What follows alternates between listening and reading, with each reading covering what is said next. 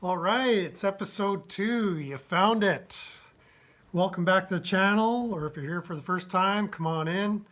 We're working through a series here where I'm getting to know you guys, you're getting to know me. We're talking about how I got inspired to go from YouTube watcher to YouTube creator. And so I'm calling this series Standing on the Shoulders of Giants. And this is episode 2. I think I'm going to break this up into 2 parts. What we're going to be talking about today is basically the red pilling of Brent Shymko. We'll be talking about conspiracy theorists and truthers and all kinds of interesting stuff, but there's kind of a lot of personalities to talk about. And again, the theme of this is the people that were influencers on me that got me to where I am today, sitting in this chair talking to you. So let's get right into it. My gateway drug into the conspiracy realm really was Alex Jones, as it was for many people. And I got to back up. I didn't jump straight into the InfoWars scene, but I had come across a documentary on YouTube way back, was maybe 2008, 2009, maybe a little after that. But it was a Canadian journalist, independent journalist, and he made this documentary called "Oh Canada, Our Bought and Sold Out Land," and it's kind of a play on the first line of the Canadian national anthem, which is "Oh Canada, Our Home and Native Land." So he was, fooling around and made the title "Oh Canada, Our Bought and Sold Out Land." And the focus of that was really how politicians and our central bank and the Minister of Finance, for American viewers, that'd be the equivalent to your Treasury Secretary. And it just went into the different politicians and personalities that had played a part in really messing up the whole system for the average man and woman. And it was really good. I'll put links for as much of this content or relevant material in the description below. But anyways, on the YouTube sidebar there, it's got your recommended videos, and I do believe it was there that I first came across Alex Jones, and it was one of his documentaries. He had these long format presentations, and this one was, I think it was about the prison planet, possibly. I'll put the exact link, but in any case, I clicked on his documentary and I was fascinated. Like, he was talking about stuff that I was kind of familiar with, but he really opened up kind of the floodgates. I believe the focus of the talk was about the Bilderberg Group and kind of these secret summits and meetings that were behind closed doors, and you and I, the public, had no access to what was being discussed, but it really did impact us fundamentally. And from there, the idea that the globalists were running everything. And so again, that was my entry into that realm for real, where I guess if you're watching this video, you're like me, and you've done your research online and what have you. But this was during the Obama years that I was just kind of starting to get politically aware. Not politically active, but aware of what was going on. Because you could just see by that time. I mean, people could see before that, but for me, it was kind of an awakening season where it's like we're not in Kansas anymore, and these different people had got my attention, and so it was kind of setting me on a path, setting me on a journey to look for and uncover truth. Now, through Alex Jones, he had a recurring guest. Now, Alex Jones, he had the big InfoWars media empire. But back in that day, he just had a very simple studio with a front-facing camera, a side-facing camera, and overhead camera for his documents. And then there was that weird television screen on loop in behind him, and it was all black in there. And it was just a very low-key setup there, but that's what it was. And it was sort of like, if that's all it takes to run a media operation, I thought, it's almost like I can almost do this. But Alex Jones used to have, maybe he still does come on, Lionel of Lionel Nation. His real name is Michael LeBron, and he's a New York attorney. And he would come on for brief spots and provide some political commentary and whatnot. And he was just such an unconventional character. And so I really enjoyed his spots on InfoWars. But then I looked him up, and he had his own YouTube channel. And so he was doing kind of long format or live streams, just discussions of the day. And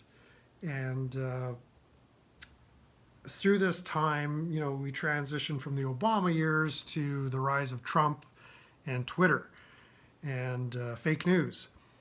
And so Lionel had a lot to say. He's got a background, like I say, in law. He's been on radio in New York City, and the guy could talk. Like, he just hour after hour. That's it was really kind of a gift where he was talking about stuff, and like most of us, we get repetitive, but he was really an outside of the box thinker, and I really, that struck a chord with me. I really enjoyed that. I really like people that can think in different ways than the status quo or the mainstream. The misfits, the outcasts, the different perspective. And Lionel had kind of a really interesting presentation and perspective. And like I say, as Trump and these other things kind of really transformed the media landscape, we had the rise of fake news. And so it really changed how people took in their media, I believe. It did for me anyway. Around that time, there was another interesting personality, and he's still around as well, as Scott Adams. He was kind of if I'm mischaracterizing anybody, I apologize, and I'll correct the record as needed. But Scott Adams his fame was from the Dilbert comic strip in the newspapers that you had read, and his collection of books and television series, I imagine cartoons. But he as well had kind of a daily live stream, interactive, conversational presentation where he would just talk about the news of the day. And so it seems like he was more of a left Democrat. Again, I don't want to mischaracterize, but he jumped on the Trump train, and it was no looking back. So I enjoyed Scott, again, because he thought in ways that really challenged my thinking. And I think that's a good skill to have, is to look at people that you might not even necessarily agree with, but be able to hold ideas in your head and think about them without necessarily prescribing to them or embracing them, but just considering them. And so, if anything, Scott had a skill that he conferred to me in how to analyze truth. And it's really kind of a zero-sum game where you look at a bit of evidence or a story or a piece of data in front of you, and you just consider, like, what are the chances this is true? And is it likely, very unlikely, mostly unlikely, very, all on a scale. And so there there were ideas that came along where you could say, that's 90% likely to be true. So you kind of hedge your bets. You can never be wrong if you leave an opening that there's 10% chance that this is not true, or vice versa. But it's a good way of thinking. What are the chances that this is right, wrong, or otherwise, rather than thinking in absolute terms. There is black and white when it comes to absolute truth, but there's some things we just don't know. And so I really kind of admire Scott for helping me tweak my thinking, in that you can be mostly right, but leave yourself an out. so maybe that's kind of a chickenish way of thinking, but this was during the COVID years, of course, and in applications, Scott was one who kind of bought wholesale into the mainstream narrative, and so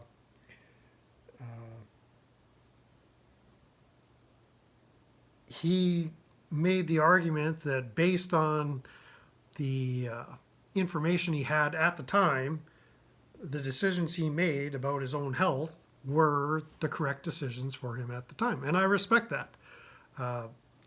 Now, having said that, there were people in his chat streams and live streams that were screaming at him how wrong he was, and this is what you need to be looking at. And it didn't seem that he was interested in looking at anything other than what you would find on, say, Twitter or the mainstream. So it was kind of a bit of a how do you say, a contradiction, but I do admire him for going back afterwards and saying and admitting, I was wrong on this. I could have paid closer attention to that, because it's hard to admit when you're wrong. Like, nobody likes admitting when they're wrong. But in any case, Scott, again, had a presentational capability where he had lots to say. He was a fairly interesting fellow. And he was just sitting in his house at his desk with a camera on, sometimes a whiteboard, making presentations. And it was really something like, Brent, you could do that if you wanted. But at the time, I didn't really feel I had anything compelling to say. There's an argument could be made that I still don't. But in any case, through that time as well, like moving on from Scott, we had, the rise of Joe Rogan and Jordan Peterson and Ben Shapiro. And if you went on any of these sites, and mine was YouTube, but these people were all over, whether it was Twitter, YouTube, what have you. But there were debates going on in the culture, and, Steven Crowder would go on campus and, change my mind, etc. And that was like great entertainment value, but it's sort of, and these guys started out kind of as independent voices, but a lot of it got swept up into the mainstream. Like I don't follow Rogan, Peterson, Shapiro, or any of those ones anymore, because they have all kind of become part of the big media system. I appreciate the small YouTubers. I appreciate the people that have a message to say that's different from everybody else. But at the time, Shapiro getting on stage and owning the libs or what have you, or Peterson, I found his psychology lecture footage interesting.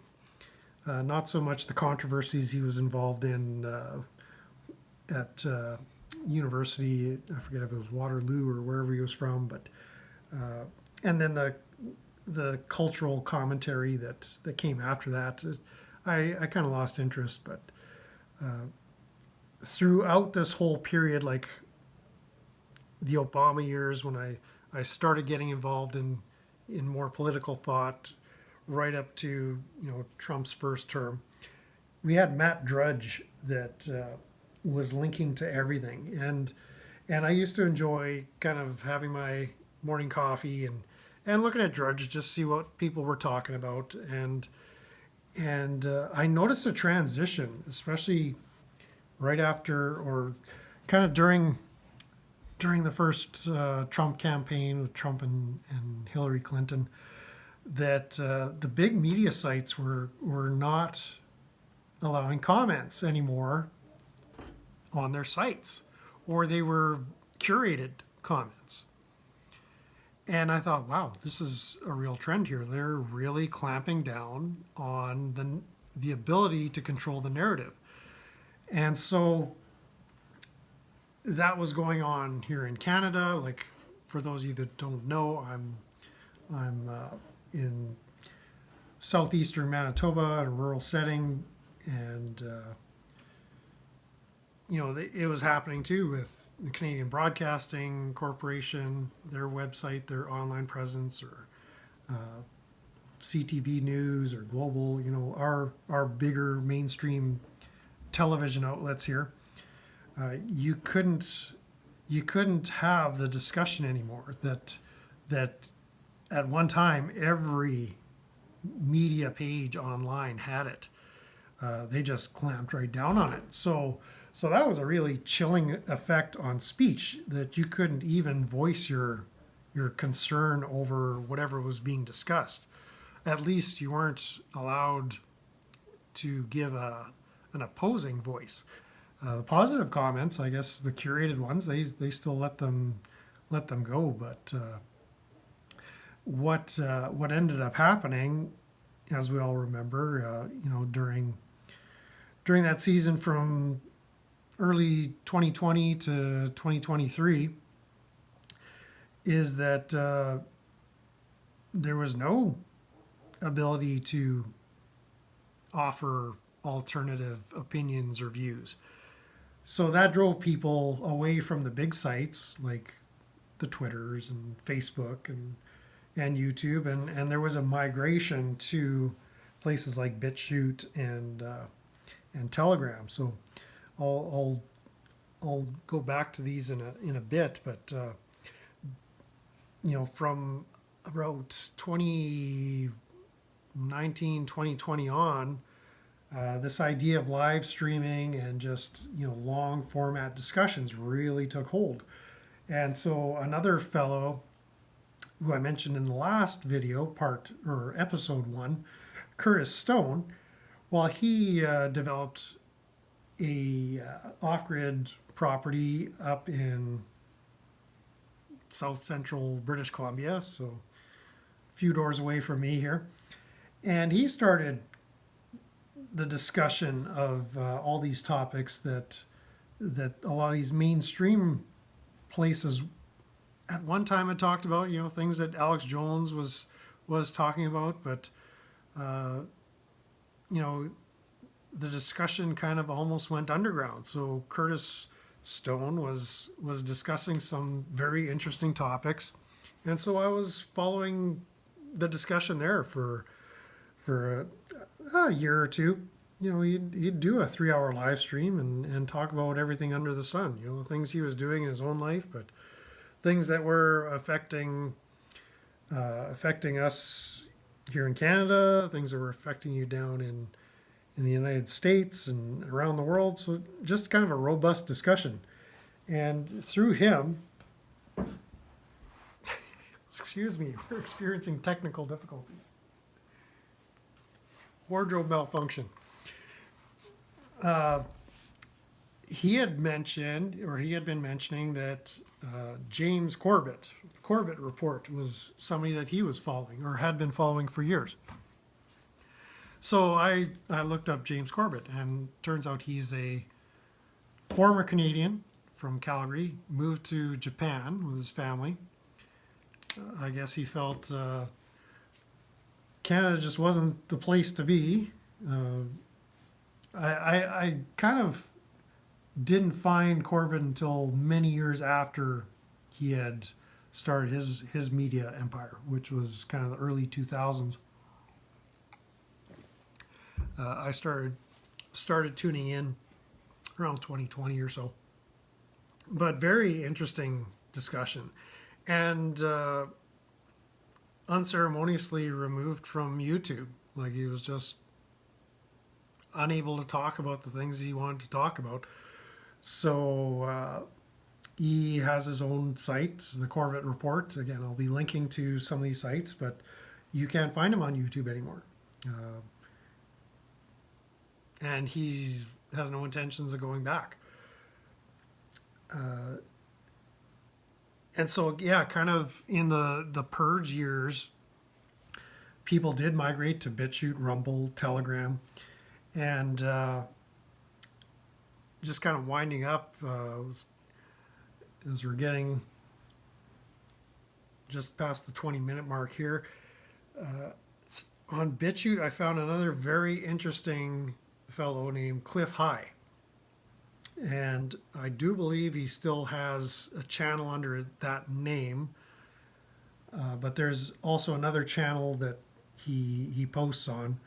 I don't know that he's necessarily on YouTube or ever has been on YouTube, but I mention him here because he talks a lot of wild stuff.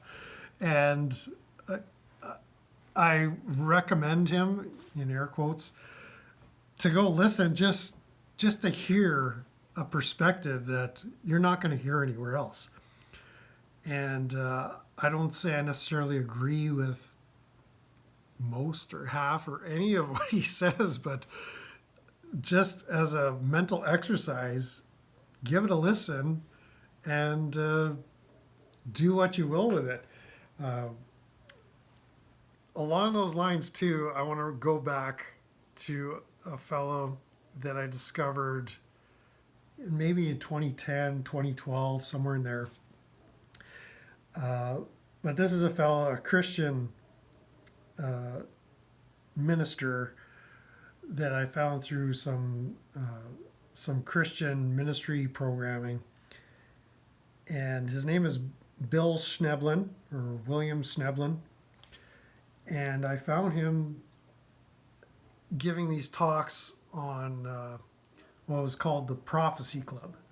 Now, again, I don't necessarily endorse the Prophecy Club, and it wasn't necessarily an inspiration to me to get a YouTube channel going, but if you go back and listen to some of Will Sneblin's talks, he talks about stuff that nobody else was talking about. Just his background, I shouldn't even try to describe it, but he was a former witch, former Satanist, former vampire, former Mason, former Illuminati, former Mormon, former Catholic priest of the Holy Roman Empire or something. Like, it's just mind-blowing stuff, the stories. But he was the first one that was talking about like scalar weapons, what we now would just call the DEWs. He was talking about demonology and all kinds of black magic stuff and occult stuff, and how it ties in with politics and government and people in power, and like just go back and listen if you want your mind blown. If you don't worry about it. It's not a big deal. He's got he became a born again Christian. He became a Christian minister. He has a YouTube channel which I'll link as well for you to find. His content is not necessarily what it was back in the Prophecy Club days, but he's a good guy. If you're into his message, I recommend him entirely. He's down, I believe, in Iowa, somewhere around possibly the Cedar Rapids area or something like that. And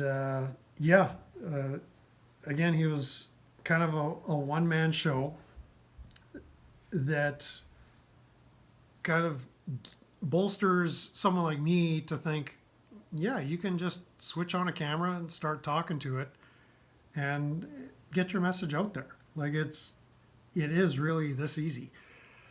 And so now, well, just to wrap up, we're on the personalities. We're I'm kind of getting tired out here, but from a standpoint of Canadian politics, and not so much the red pilling or the conspiracy theories, but a fellow I've been following for a long time that I recommend to everybody. He's got a flair for tracking down the stories that nobody's talking about. Well, actually, they are talking about, but they aren't getting the traction that they deserve. And his name is Mark Peralvis, and his handle is Canada Poly, and his presence is really on Twitter. He was driven off of YouTube as well. He puts his show up on Rumble and BitChute as well.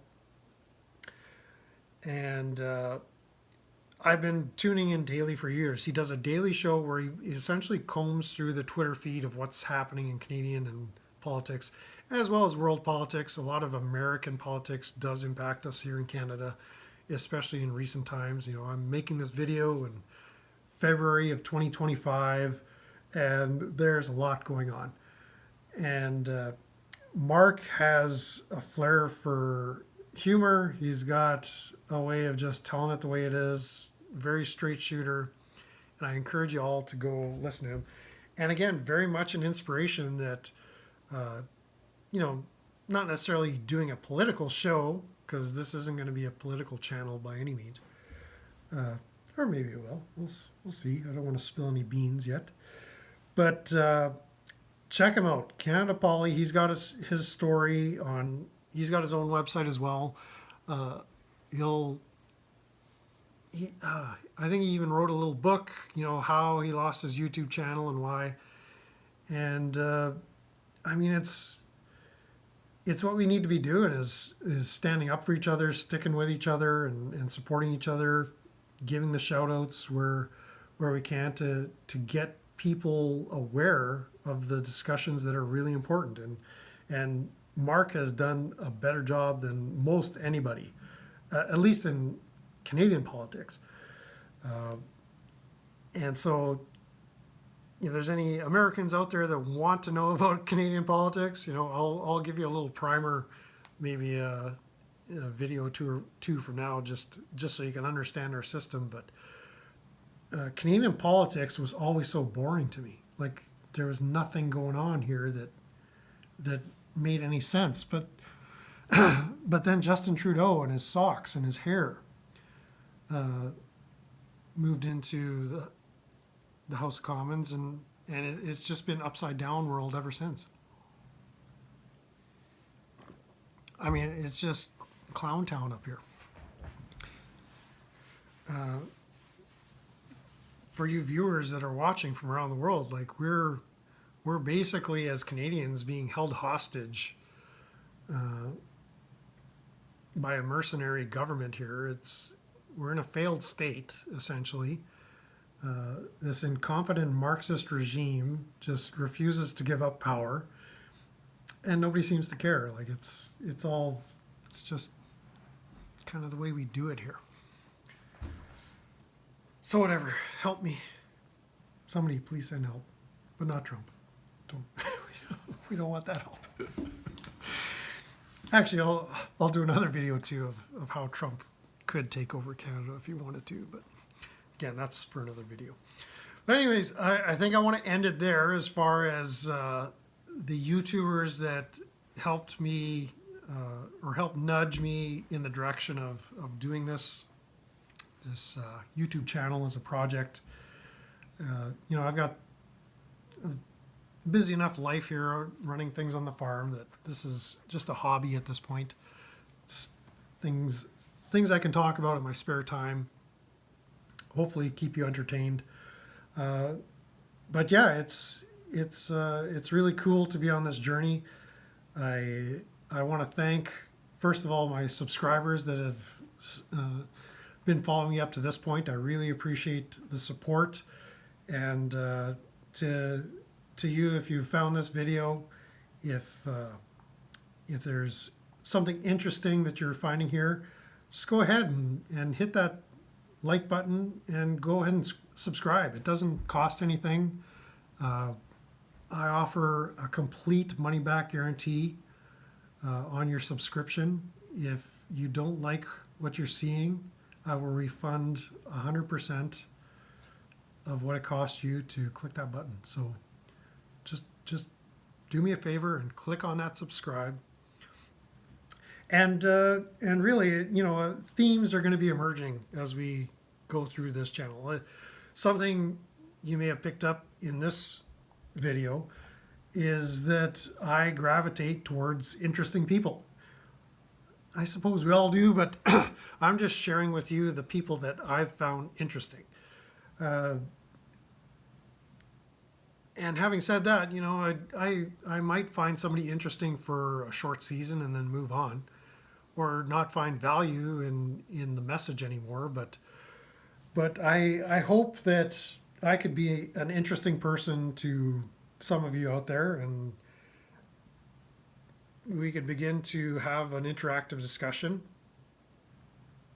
and move forward. And click that like, share, tell people about this, leave a comment. As you can see, I just crawled out of hibernation. I still got the growth on me here.